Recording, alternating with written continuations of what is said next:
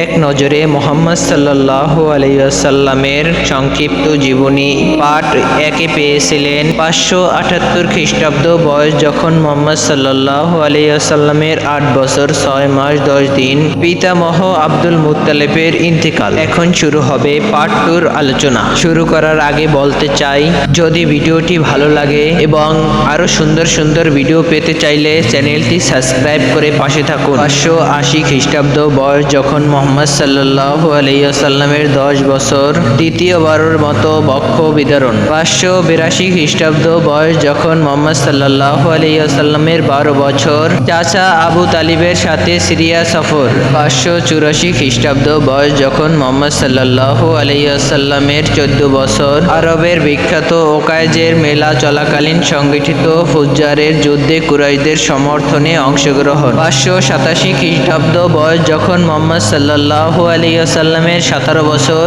হারবুল ফুজ্জার নামক যুদ্ধের সমাপ্তি। হিলফুল ফুজুল নামক শান্তি সংগঠনে যোগদান। 593 খ্রিস্টাব্দ। বয়স যখন মুহাম্মদ সাল্লাল্লাহু আলাইহি ওয়াসাল্লামের 23 বছর।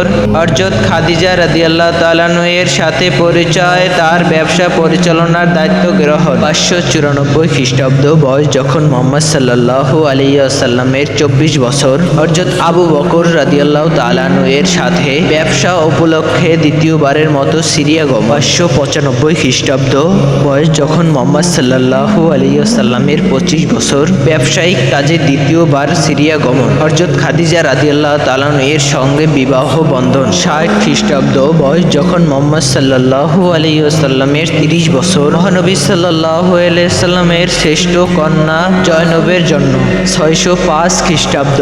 বয়স যখন মহানবী সাল্লাল্লাহু আলাইহি ওয়াসাল্লামের 25 বছর। মহানবী সাল্লাল্লাহু আলাইহি ওয়াসাল্লামের কর্তৃক হাজরে আসওয়াদ পুনরুস্থাপন ও ফাতিমাতুজ জোহরা রাদিয়াল্লাহু তাআলা এর জন্ম। 607 খ্রিস্টাব্দ। বয়স যখন মহানবী সাল্লাল্লাহু আলাইহি ওয়াসাল্লামের 37 বছর। হযরত আলী রাদিয়াল্লাহু তাআলা এর প্রতিপালনের ভার গ্রহণ ও বিভিন্ন সময় চিন্তাযুক্ত ও এরা গুহায় অবস্থান গ্রহণের নিয়ম পালন শুরু। মহানবী সাল্লাল্লাহু আলাইহি ওয়াসাল্লামের শ্রেষ্ঠ পুত্র কাসিমের জন্য। এ পর্যন্ত পার্ট 2 পার্ট 3 জানতে চাইলে চ্যানেলটি সাবস্ক্রাইব করে পাশে থাকুন। এ পর্যন্তই, মা আসসালাম।